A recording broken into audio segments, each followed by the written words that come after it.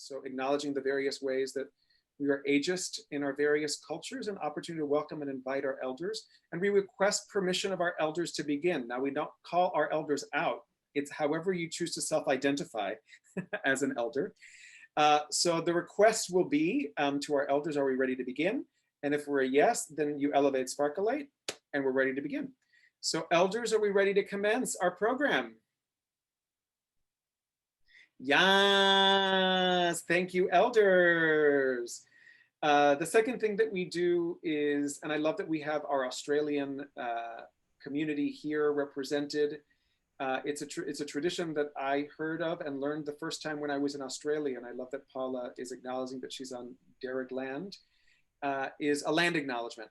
And an opportunity for all of us on wherever it is we're standing, naming and acknowledging the Indigenous tribe on whose land you are currently standing. So for myself, Eduardo, standing in the East Village in New York City, I'm standing on Lenni Lenape land, and I acknowledge in this moment ancestors and elders that are past, present, and emerging. And also not just fitting because of the conversation we're having today, but I think at this moment in history, it's important to name and acknowledge the existence and prevalence of structural institutional racism, misogyny, ableism, ageism, and LGBTQ+ phobia. And our commitment is to use our voices, our bodies, our stories, and our platform in the liberation so that we can stand for equity, justice, and freedom for all. So with that as a context, I'm going to pass it on to Deborah Driscoll, who is going to lead us in a grounding meditation so we can get into our bodies after being on Zoom. Again, all day. So Deborah, take it away. Hello, welcome to the Fearless Chat this week. I don't know about you, but this week has been full and it's continuing to fill, and we're moving towards a full moon and Halloween for those people who celebrate that, and an election happening in the United States, which is having ripples across the globe. The globe is full, and so are we. So we're going to take a moment to just return to ourselves and to our breath and to our presence. So finding yourself in whatever is comfortable for you, and if it's comfortable and available to you, just allowing your eyes to relax from the screen, or finding a place just to allow your eyes to rest. And all you have to do for the next couple of minutes is just listen to my voice and breathe. Our breath, like our heartbeat, are constantly with us. Every breath and every beat supporting us in all of our being. So just in this moment, we're going to let all of the noise of the world take the back seat and focus in on your breath and your heartbeat. One may feel stronger for you where your focus goes. You may wish to focus on one, or you may like the idea of focusing on both and finding their rhythm. But you're just going to allow yourself to bring in that focus where the only thing you have to do in this moment is breathe and continue to beat inside your chest, in your heart. And you have been doing that all day, all morning, all week, all month, all year, your whole life. So it's so simple. In this moment, we're going to return to simplicity.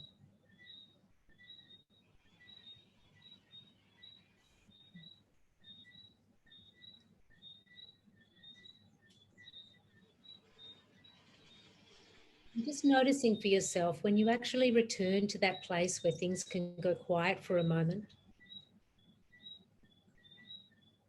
Acknowledge what may be there. Don't judge it. Don't try to change it. Just acknowledging for yourself. You are a full being. So many thoughts, so many feelings.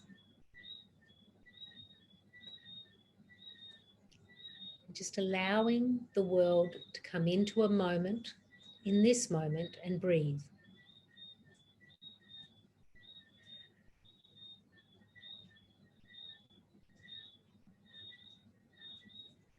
When we choose to be an ally, we choose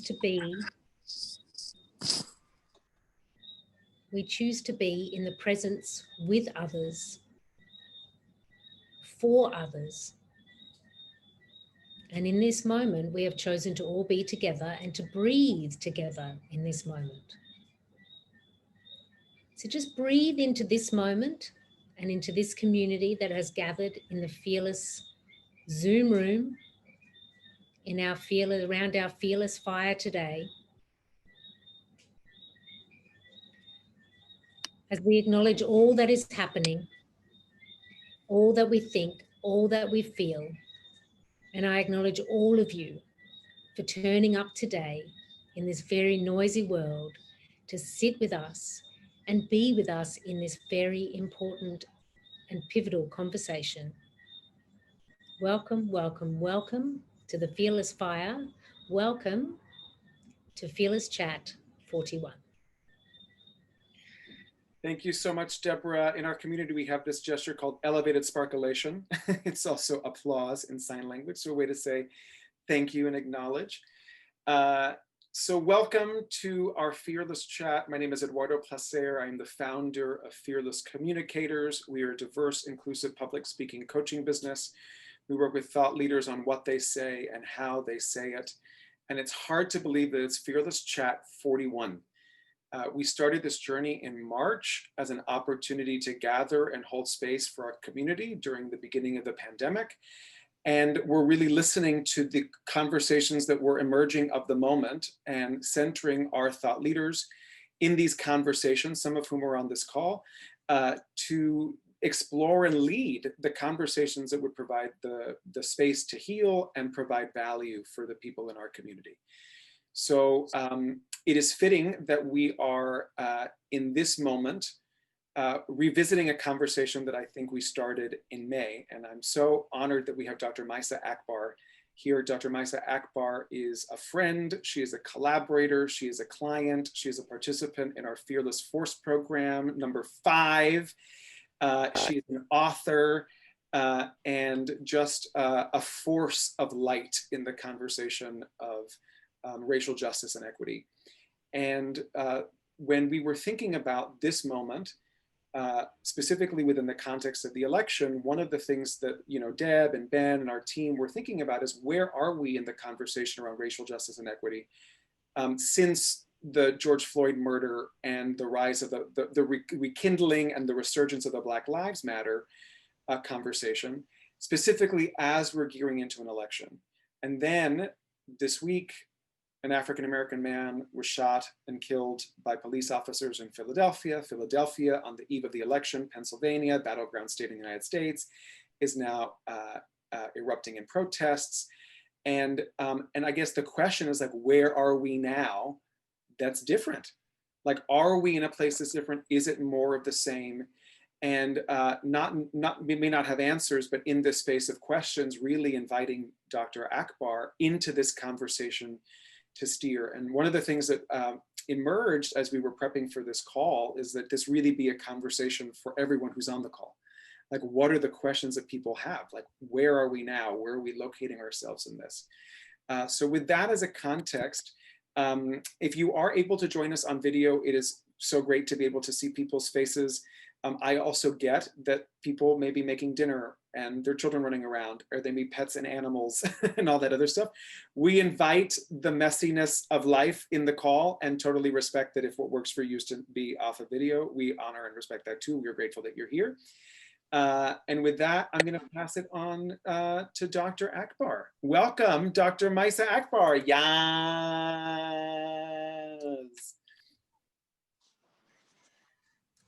Thank you. Thank you so much for having me, Eduardo. I think you're right. This is such an important topic and conversation, and such an important topic to me. I'll share a little bit about my work with your audience, with your beautiful audience, and perhaps then engage, I think, in a really meaningful conversation, both about like, where were we before COVID? Where were we after the George Floyd, during and after the George Floyd murder? And where are we now in the eve of an election? And what does this all mean for us within the space that we're occupying during this lifetime, and what opportunities do we have while we are here? And then to also talk about our role and opportunities for allyship. So I'm a board certified clinical psychologist, and have been doing the work around racial justice for about almost 2 decades now. Have been specifically looking at it from the perspective of how racism in its many different forms impacts our mental health, and doubling sort of down on that, how it particularly creates a trauma experience. So my body of work focuses on something called racial trauma, or what I dubbed as urban trauma, which is my first book. It's the author. There it is. I'm holding up, by the way. This is the book, Urban Trauma. Urban Trauma. And in that book, Urban Trauma, I spent a lot of time detailing what in my field is called the biopsychosocial model. So the organism by which racism lives and thrives, and how it affects us as beings within this space. And I took 3 different sort of like ways in which to develop this framework around urban trauma. I looked at historical trauma. So what has been, particularly here in America, America's relationship with racism, and how it's been embedded into laws and government, and the way that we had almost even normalized it. Like sometimes we don't even know the difference. And I think that sometimes it's something that it's difficult for us to understand when we are living in the now, how much the history and the past informs the future. And that unless you're able to recognize that history, you cannot disrupt cycles of trauma moving forward, which is why the subtitle to my book is called The Legacy of Racism, because it's a continued legacy that we actually pass down from one generation to another in this country. The other area that I focus on is the biology, what's called inherited trauma, or the inheritance of trauma. And what science has now done through the study of something called epigenetics is that we're able to pinpoint that in our DNA, we have a specific gene that is actually altered as a result of trauma experience. And now you're starting to see in the medical sciences that that gene is greatly impacted and affected by racism and racialized incidents.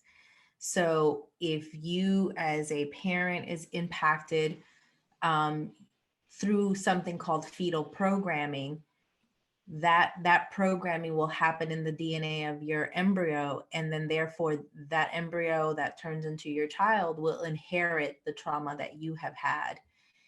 And then the third thing that I look at in this model is the environmental factors, or continued exposure to something called toxic stress. So when you're continually exposed to toxic stress, your nervous system never gets an opportunity to realign and to do away with that trauma. And so you basically end up in a perpetual cycle of experiencing trauma, and at times traumatizing other people. So, Eduardo, let's kind of focus on that piece first, and then I can kind of shift to allyship. When you ask the question, are we in a better place? I want to show you guys something that I think will be really impactful in terms of thinking about this. And I actually would love to open up that question to the audience. But before I do that, let me just show you guys this.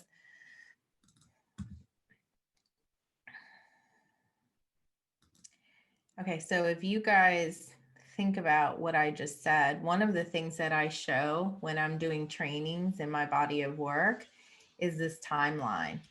Because what this timeline does is to answer, at least from a historical perspective, you know, have things gotten any better?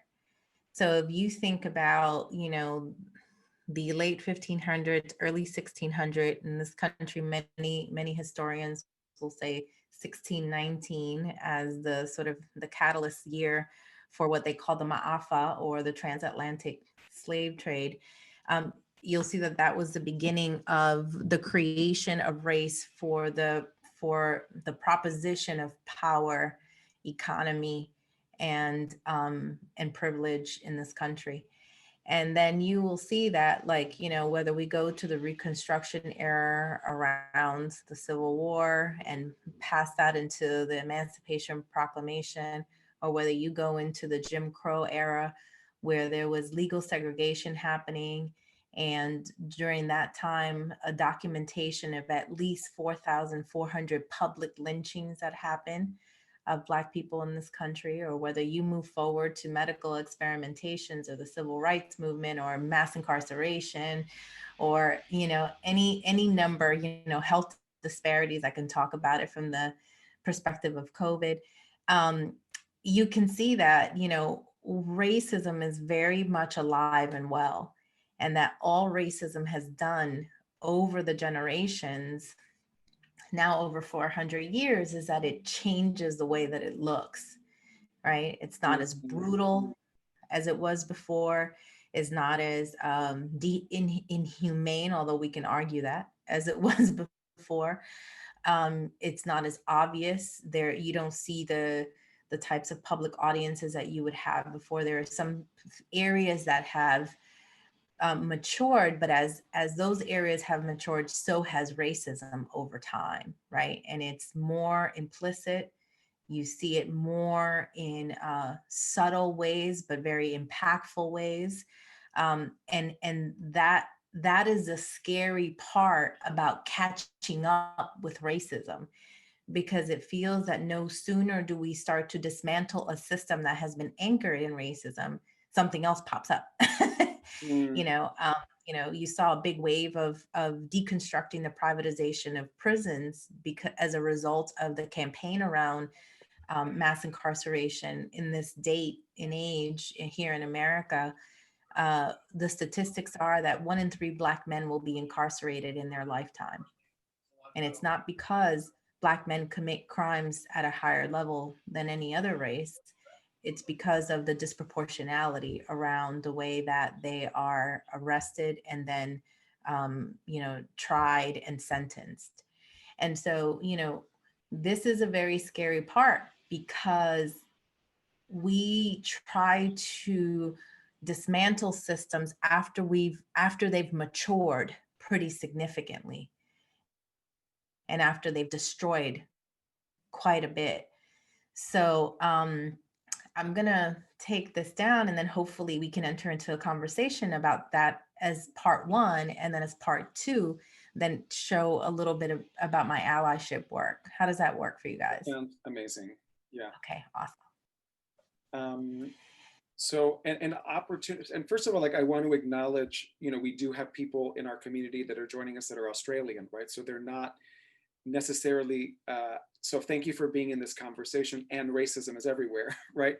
So first of all, thank you so much for being here. I want to acknowledge our Australians for sitting in this conversation and the centering that we're thinking about the United States, and then also knowing that this is something that white supremacy and racism is just as alive in Australia as it is, like, all over the world, right? And I'm sure I can redo that same timeline and talk about this in terms of the Aborigine people and how racism would have looked.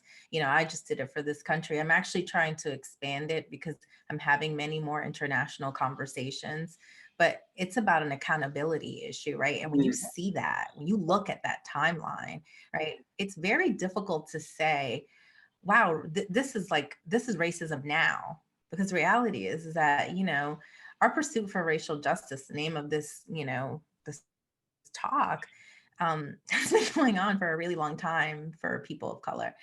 And so, you know, I think it's a worthwhile conversation no matter where in the world you sit. And I think that there are also some countries that are progressing along in a much more in the right direction, you know, than others in terms of acknowledging and creating a space for reparations for what, you know, for what those countries have struggled with around this issue. So Maysa, what I want to do is I want to open it up, you know, and if you just want to raise your hand just so that we have an opportunity to connect. If someone has a question they want to ask or a comment or an invitation or something, like creating a space to create that. And I saw Sitara also just wrote a comment. She said, racism is very much alive here. Incarcerations are way outnumbered for Indigenous people, 2% of population, 30% of populations in prisons, right? So absolutely.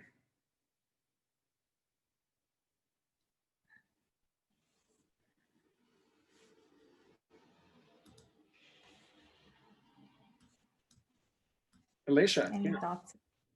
Thank you so much. Thanks, Eduardo, for hosting once again a wonderful conversation. Thank you, Dr. Do you prefer Dr. Akbar, Dr. Maysa? Maysa. Thank you so much for this. And I'm really curious because I had an experience yesterday that's very alive for me right now. And I experience racism as still being very much alive and present in implicit and explicit ways in the world around us. And I'm curious, you know, in communicating and in being actively anti-racist in a room where there's implicit racism and rampant white fragility, what are some of these historical factors that you're bringing up here that bring us into this context? And then what are perhaps some suggested methods of communication?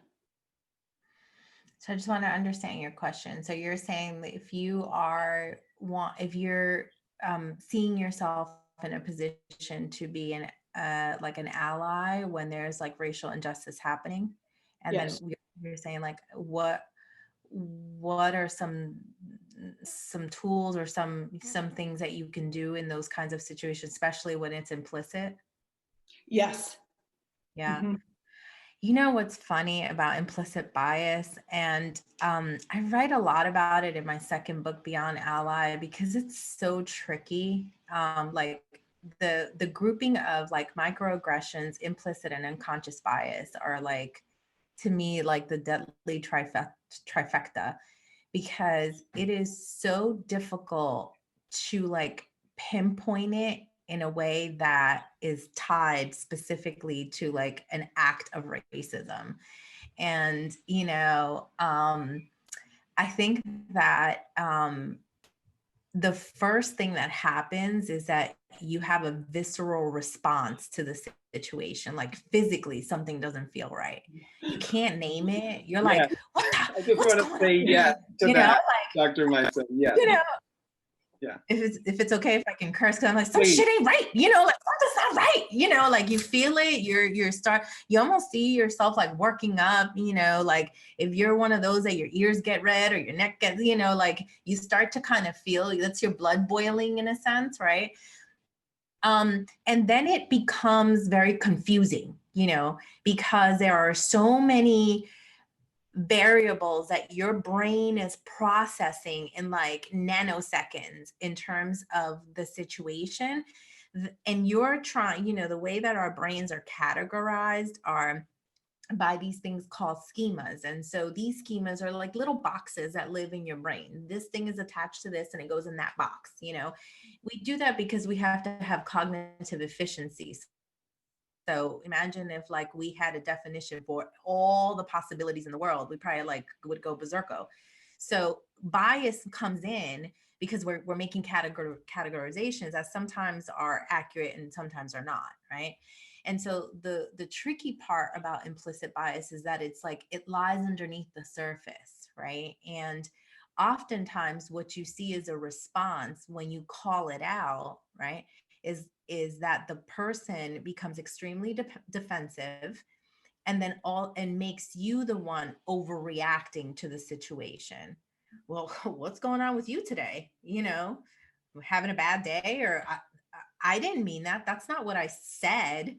And that may not have been literally what was said, right? But the intention behind it was something different, which is what triggers what you're saying in terms of implicit bias or microaggressions. Mm-hmm. And so I, personally think that it's a very difficult one to call out, but you have to call it out nonetheless. And here's where the risk comes in, that if you call it out, especially in the form of an ally, it may be diminished, it may be avoided, it may be, disregarded and unvalidated. But I can guarantee you that if there are people of color in that room, they're going to greatly appreciate that being called out, because there is always so much effort with folks of color having to be the one to always set the record straight. Right? Always having to be the one to call something out, always having to be the one to, either to eat it because you just can't, your bandwidth, like you're so tired that your bandwidth can't even deal with it. And you're making decisions like, is this even worth it for me? How am I, like what changes is going to make? Do I just exit? And I'll give you a very prime example of this, and take this for what it's worth. I was in a meeting where we were discussing, we were going to have a conference that was focused on, different areas of isms. So any ism that you can think of. But we sent out a survey to ask our body of constituents which ism was most important, because we know that in one conference that's 3 hours long, we are not able to get, to excavate every ism that there is out there. Well, so happens that xenophobia and racism and bigotry were the top of the list in terms of areas that they wanted us to focus on. So as the planning group is coming together, the leaders of that planning group say, well, we shouldn't call it racism. People are not going to come to that. And I was like, what? I was like, but we sent out a survey. And on the survey, it says that the number one issue that people want to talk about is racism, xenophobia, and bigotry. So I don't understand what you're saying. Well, let's call it the hopeful world. What are you talking about? And so here I am I'm like, because I don't understand. Unicorns. Right. To me, right. Exactly. To me, 2 plus 2 is 4. Like that doesn't change. I'm like, we sent out a survey. We wanted to see what people wanted to talk about. This is what they want to talk about. Why do you want to talk about, like you say, unicorns and walking on the beach and, the hopefulness of the world? And so here I am in this exchange, is me and another woman of color. And we're, this is a room of about 20 people and we're going back and forth. No one's budging, right? And finally, at one point, there was a white ally in that room who says, I have to say something. I feel the leaders of this group were 2 white women. She says to them, I feel that you are trying to drown out the voices of the 2 women of color, that if anyone has the authority to talk about what we should be calling this and how we should be having this conversation, it is them. Oh, hallelujah. Thank you, Jesus. Because I was like, you know what? I could have packed my bag at that point and been like, I'm going to see you later. Thank you, sis, for doing that. Because I am like, I need to get a donut now, not something stronger. So, and she took that chance, and then the conversation became their battle. And so I had to just be like, okay, well, that relieved me of having to take on that responsibility. And it also changed the texture of the conversation, because now it wasn't a person of color calling this out. It was another white woman who who also mentioned her own privilege in this conversation. And that now became a completely different, discussion. So I give you that example to say that, if the allies in this room, every opportunity that you get, if you can just go ahead and step in, without overstepping, and those are two different things, stepping in and overstepping, so you have to make sure you understand the difference, and I can help with that. It's going to be, I think, a critical way to support, to support folks of color when they're having to have arguments that are clearly about, some type of bias underneath it. Thank you. Can you so speak much. about the stepping in and overstepping? I think that's an interesting distinction. And I think people are like, oh, great, I think there's something to unpack in that I think is really curious. And Nika, I don't know if you were going to ask a question. I saw you waving your hand. Do you know what I mean? But I don't know if there was a question you wanted to ask or a comment. No, I was stretching my wrists. Okay, great. Awesome. Okay, great. Just wanted to acknowledge I saw a gesture. Didn't know if that was like a moment to be speaking. I was like, I'm loving it. I'm like seeing that. That's a yes. Okay, great. So Stepping and Overstepping, Dr. Akbar. That's the next book, by the way. Yeah, I know, right? Stepping and overstepping. Well, stepping in, is making sure, actually, you know what? Let me show, I think then it's the right time to show kind of like let me show the ally model here, because I think that will really help to contextualize it. So, oops. Hold on one second. And again, if there are other questions that people have, please feel free to put them in the chat. And then if they're not able to unmute themselves, and I can ask it on behalf of the group. So this is the other piece of this conversation, right? Which is like, okay, how do I know where I stand in my allyship continuum? And I think that when, what was very powerful after George Floyd is that there were a lot of, those that identify as white who were really experiencing a pretty significant awakening. And it seemed like there were many who were reading, lots of books around fragility and rage and anti-racism. Some folks were starting affinity groups, book clubs, having conversations. And a lot of the questions that I was getting is like, okay, if I'm learning these things, then how do I know what to do in terms of whether I'm moving in the right direction? Like, I think I can, I'm reading, I'm learning, I'm understanding. And so my book was already kind of coming out during this time, and it really talks about this stage of allyship as a growth-based and developmental-based model. And where it starts is with you creating an identity around allyship. So how do I identify? And let's think about this whole group. Many of us will have many intersectional identities, multiple identities, and the way that I envision allyship in my work is that allyship is one more of those identities. So you have to embrace it like an identity. It's not a trend. It's not something that you do when it's convenient. It's not something that you do whenever you feel like it. If you're going to be an ally, this is a commitment. You're committing to this. You're committing to growing it. You're committing to nurturing it. You're committing to learning, lifelong learning, just like you would any aspect of your other identities. And so in this growth model, you may start in the area of being a supporter. And here, there's a lot of curiosity. You kind of have a rudimentary understanding of injustice. You have a desire to help communities of color, but you don't really know how. You may attend a rally. You may go to a BLM, protest. You may be talking about this more and more than you would have before. And that's a good place to start. Then there's the opportunity for you to be an ally. You're still developing here. You're beginning to make allegiances when there's something that is important, but there has to be something in it for you in order for you to feel comfortable to support, let's say, a community that is marginalized. There may be a lack of really understanding in terms of how your intention turns into impact. So the ally here in this model is the one that has very good intention. These are kind people. You've done Peace Corps. You've gone all over the world to help people that are poor.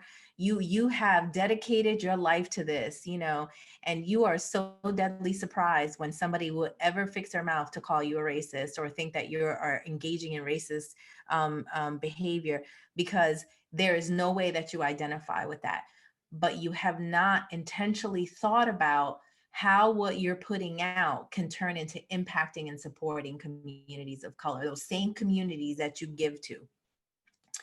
The advocate now starts checking themselves in about their bias. So you're moving your bias from an unconscious place, and you're consistently challenging yourself to think about, am I responding in a space of bias? I had a conversation the other day with somebody, and they were like, well, I don't think I have bias. And I said, when you go into a Black neighborhood, do you lock your doors? And it was like dead silence. I was like, right. So come back to me after you thought that through. Because I mean, this is something that's real, right? And if you are, then what's happening with you? And do you do that same thing when you're in a white neighborhood? And if not, then let's think that through. Like, what's happening there? What is happening with you that you're thinking that there's a that your safety is compromised, right? If you're in one hood versus the other. So these are the things that, you know, like you have to constantly check yourself on it. You know, an advocate is speaking against racism and inequality, and they're not afraid to address it in front of other white people. This is very important, right? Because there are some people that will address it in a community of their BIPOC friends, but they will not address it at the Thanksgiving table when Uncle whoever is saying, you know, the most outlandish things. But the advocate is saying, no, actually stop it, Uncle, because we're not going to have this conversation, or I need to correct you in this moment. The accomplice starts to really actively participate in the movement of struggles, right? They understand their power and their privilege. They start to figure out how their power and privilege can be leveraged to gain freedom for others. And they make way. This answers that question, right? That you were saying, Eduardo, you know, like step in, but don't take over kind of thing. They make way. So you will move out of the way when you see somebody that is a person of color, that is a leader in their particular area that they're trying to fight for. You're not occupying all the space in the room. You don't have all the right answers. You don't know what will fix poor communities of color to make them better. You know, you don't have those answers. You are just trying to learn, understand, and leverage your privilege and power to make sure that you're empowering other people. And then, you know, the most sophisticated area here in this model is the equity broker. Here, this person, they're challenging their white colleagues, they're challenging, you know, their family members. Other white folks are so tired of hearing you talk about this that they're like, here she goes again. They already know, you know, that you're coming with your conversation about, you know, structural racism or how to dismantle these systems that were made. And you are comfortable, this is important, comfortable having conversations about race because you've done the work. You've evaluated, I was talking to a woman who was part of a legacy foundation, and she said, I went back to understand 6 generations how my family were slave owners. And you know, she is specifically looking at the generational wealth in her family and trying to figure out what dollar amount would it take for her to create reparations in her family for what her family did, right? Now, this woman is all up in equity broker because she is thinking, you know, she did the work, she did the research, she did her tears outside of BIPOC community. So she dealt with the guilt of what that has meant for her.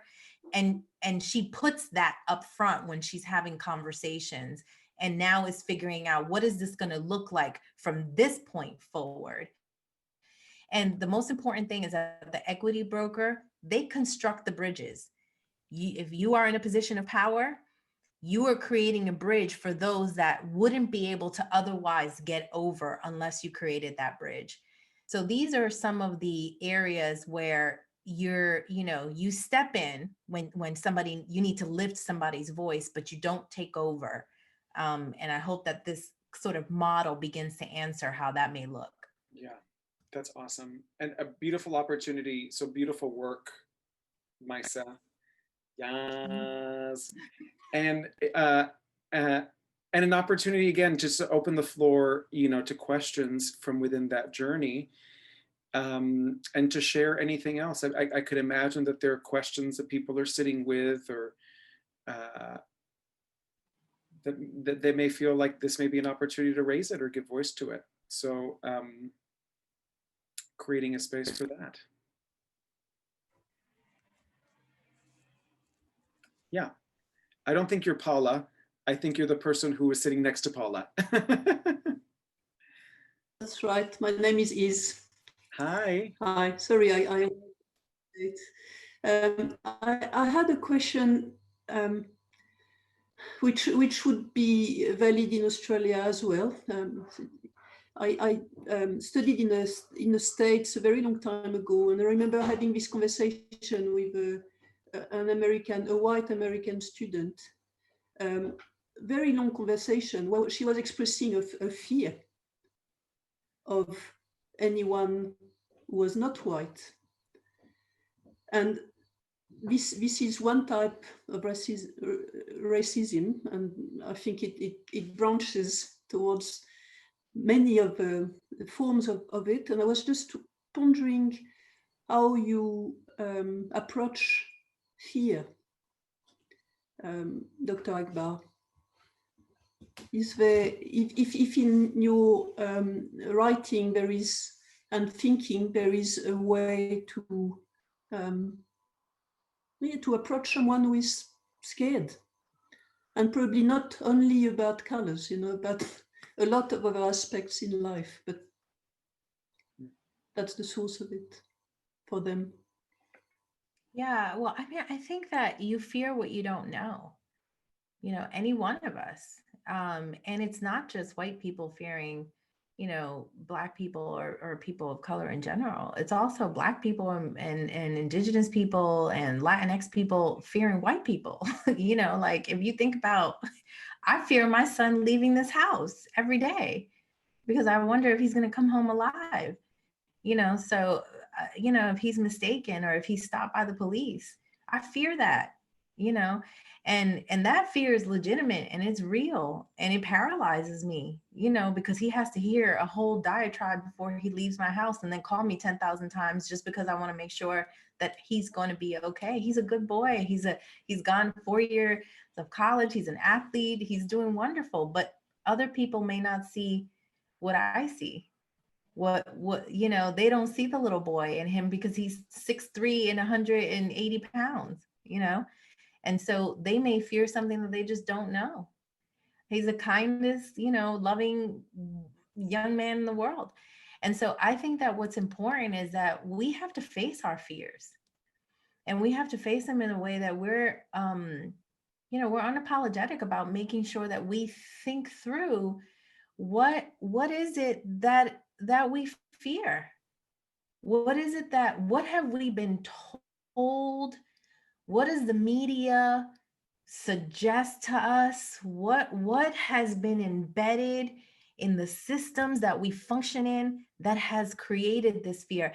And who and how are those fears flamed to make us even more scared that our safety is in jeopardy? And, I think that that's a very, very important step for us to take.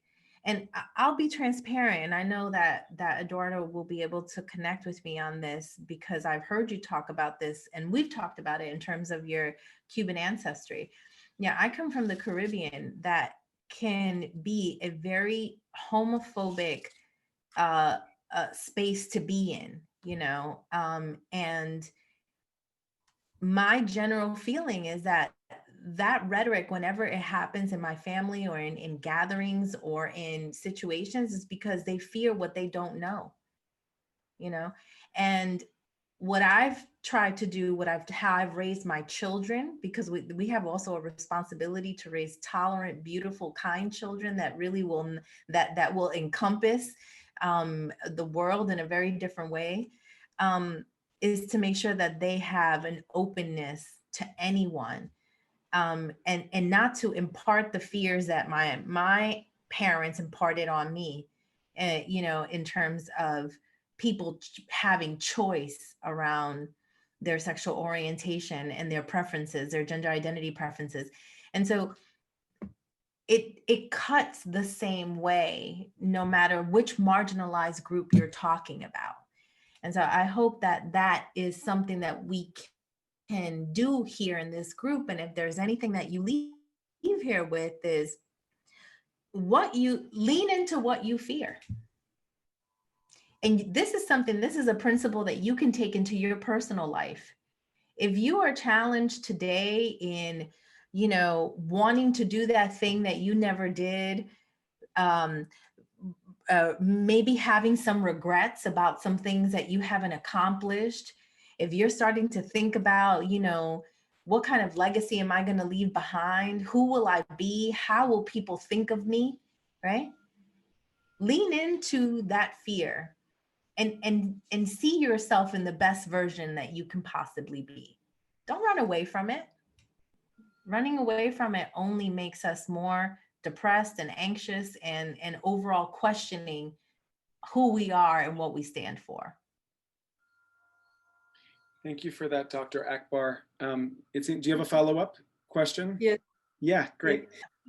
Just one, because yes, I completely agree with you about leaning into fear.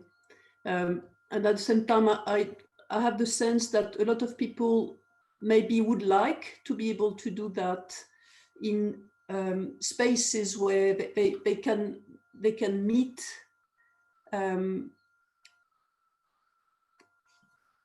other people that they usually wouldn't meet. And I'm just wondering if it's a type of forum which exists in the States, because from what I know, I don't know if it exists here, but literally creating a space where people can come into contact in another way than the usual way they do it in life, where they keep somehow staying in their fears, instead of having a chance to lean into them, maybe in a safe context for them. Does that make any sense what I'm saying? Absolutely. I mean, you have to be, and you know, you have to be committed to this process, right? Like, you know, I remember when I started wanting to dabble into being a triathlete, and I'm like, I have never swam in open water, you know, and I've never done 3 types of different competitions, you know, I feared the heck out of that. I never thought that I would do that. And then what ended up happening, I started thinking about it, and then I started to meet other triathletes, and then they were training every week. And then all of a sudden we built a whole community, and then we were going away for the weekend, and then we did competitions together, you know. So the very thing that I feared, that I didn't think that physically I would be able to do, I started to seek out and find community in that space. And they celebrated me and they cared for me, and I celebrated them, and they're like family now, you know. Yeah. And so sometimes we have to make the effort, like we would in anything else, to say, you know what, I'm committed to this. That's why I said that allyship is an identity. I'm committed to this. I'm going to go outside of my comfort zone, and I'm going to go find that community, or I'm going to build that community, because it is essential to the way that we live and that we breathe and that we show up in this world. Again, that's why I said, if you're here in this lifetime, you have a responsibility not to make sure that that timeline continues, that your children and your grandchildren don't have to sit there, you know, hearing me talk about that timeline past this time, you know. So we can, each and every one of us, you know, systemic racism is so difficult to fight because we don't know where it starts, where it ends. It's massive. So we can't attack it from the idea of dismantling an entire system. We have to tackle it from the perspective of changing one person at a time, because one person at a time changes systems. Thank you for that, Dr. Akbar. And what I want to just double in on here is that there are spaces in the United States where that happens, where people do gather. I think oftentimes it tends to be echo chambers. So it tends to be spaces with people who are like aware of the journey and putting people of differing views in a space together, the creating of the safety container of that for things to really shift. I think that that's the dance that's evolving and the journey that needs to emerge. And I want to highlight that what I was thinking as you were sharing, Dr. Akbar, and as you were speaking about fear, is going back to trauma. Yeah. Right? That it really goes back to trauma, and it is generational trauma, and that lives in the body. Like that fear lives in the body because you feel it, right? Yeah. Like I feel like my mother's bias, like as it was framed for me, and I'm Caribbean and Cuban, right? You know, by my Caribbean parents about Black people. Right. So like there are things that I have to constantly check, even my own internalized homophobia, right? That I'm constantly in relationship to the tapes and those biases and understanding that. And I think the opportunity to acknowledge the trauma and the healing of that collective space of trauma is perhaps where an opening arises, right? That it's like acknowledging that the fear is also an expression of the trauma. It's also physical. Right? And Ben, it seems like you were trying to say something. Did you want to just say that quickly? Yeah, he says in the chat, the epigenetic. Yeah, no, I'm just, I was super curious about the epigenetic thing you were talking about earlier about inheriting trauma. And I was just wondering if there's been any research around whether that can be undone. Yes. And how that works and what that looks like. Great question, Ben. Great question. Yeah, and I'll say it in like 1 minute, like 20 years of longitudinal studies. So let's see if I can do it. Okay, so there have been many studies that have been done. Epigenetics is a study of anything that's inherited: diabetes, cancer, high blood pressure. All of those questions that the doctors ask you when you go to the doctor, and say, because they're looking for the inherited trait of you developing that. And so with trauma in particular, in this specific gene, which is called the FKBP5, what they have found, and they actually did this with a comparison study of Holocaust survivors, is that if you are distant from the trauma for at least 1 to 1.5 generations, in future time, if future focus, that gene that is what we call variated will return to its natural state, and you have to think about what the impact of a variated gene is. So cerebral palsy, or Down syndrome is the result of a variated gene, right? So you see the physical manifestation of that. With trauma, unfortunately, you can't see my trauma. It lives inside of me, but you can't see it because I don't have a physical disformity that goes along with that gene being, variated. So with this particular gene, 1 to 1.5 generations. So imagine if we started with this generation, 1 generation later, 1.5 generation later, if we can dismantle racism, you will not have a group of traumatized people still trying to deal with the impact of racism in this world. There's power in this. That's a beautiful way to kind of like land the plane, Dr. Akbar. Thank you for your minute summation of longitudinal studies, 20 years of practice. Hashtag these are all my PhDs. Hashtag buy my book. So all the hashtags. So what we'll do, Dr. Akbar, is we'll also, if you can send me the PDF, we'll include the PDF in the email that we send with everybody along with a link to the recording so you see the journey. And I think it's not a continuum, right? So, or it's a continuum, it's not like we fluctuate back and forth in that landscape. And, as we think about the various ways that we can be intersectional in our allyship and our equity brokership, there's some spaces where we are more so than others. And I think it's a great place to kind of locate yourself within that landscape. And I think it's a beautiful framework. And I acknowledge you for the work that you did to make that happen. So next week, oh my God, what we are doing is we are holding Sacred Space. So we don't know what world we're going to end up in. We don't know what's going to happen after Tuesday. I just got goosebumps all over my body, and my heart is just like beating wildly. And that's just the truth of just that. So just want to name how my body's responding to that. And I acknowledge all of the international people who are witnessing and sending elevated sparklation and light to us in the United States. And so what we know that we want to do is either way we will gather. So we don't know what we're going to do, but we're going to hold space together. There may be music to, in whatever way, whatever the news is, to move, to be in space, to breathe together, and wanted to create that as a container. And we call it creating containers of safety and love. So it is a container of safety and love where we can just bring wherever we are and be in community. So that's an open invitation for you, for anyone in your network who wants to gather with us. Wherever we are next Thursday is where we will be. We will be here at 5 p.m. Eastern Standard Time. And I just want to thank you, Dr. Akbar, again, for your expertise in steering this beautiful conversation. We will follow up with an email to everyone that has her contact information so you can reach out to her, other links to her resources. It's a privilege to be on this planet with you, Dr. Akbar, in the various spaces that we get to speak together and be together, and just so honored, my fellow Caribbean sister.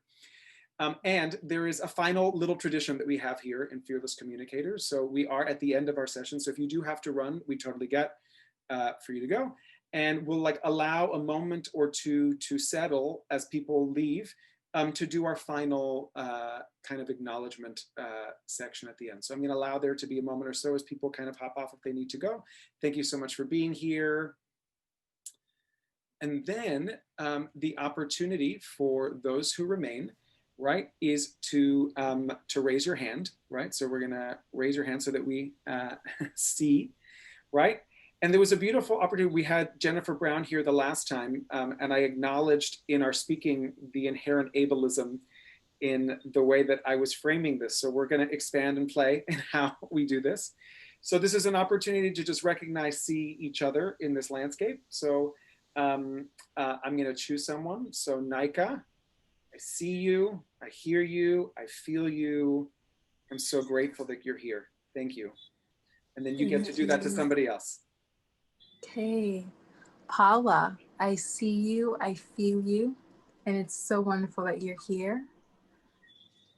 And I'm glad that you're here. And you're on mute, darling, you're on mute.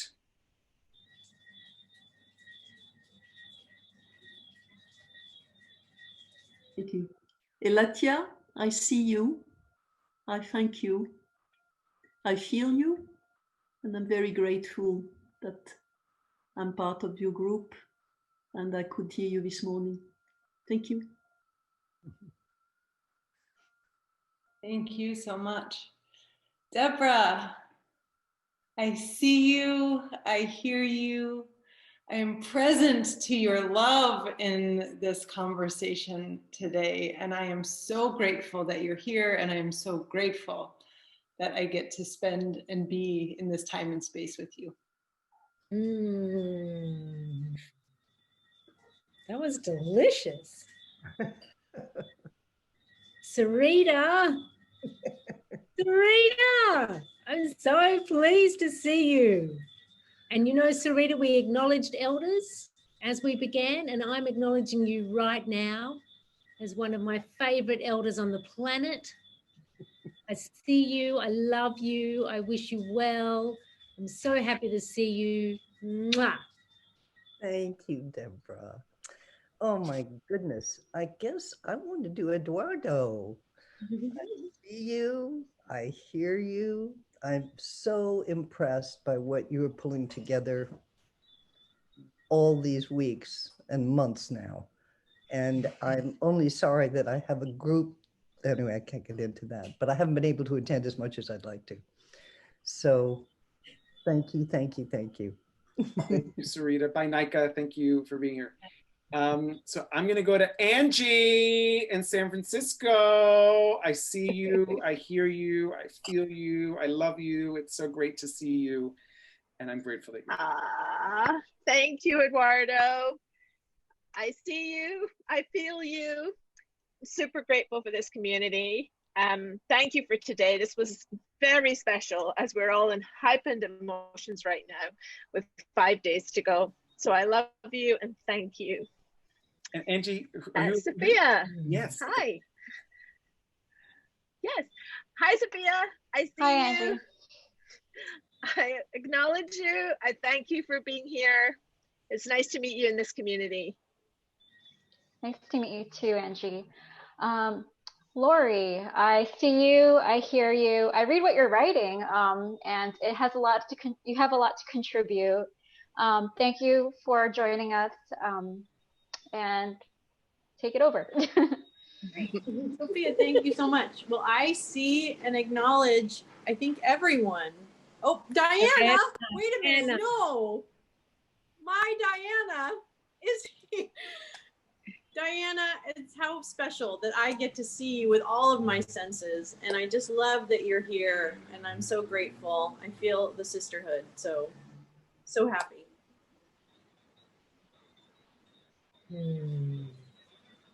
Thank you, Laurie. I see all of you, hear all of you, and thank all of you with the bottom of my heart for all that you play. Yes, Elevated Sparkulation, such a pleasure. We will see you next week and beyond. Mwah. Bye. Bye.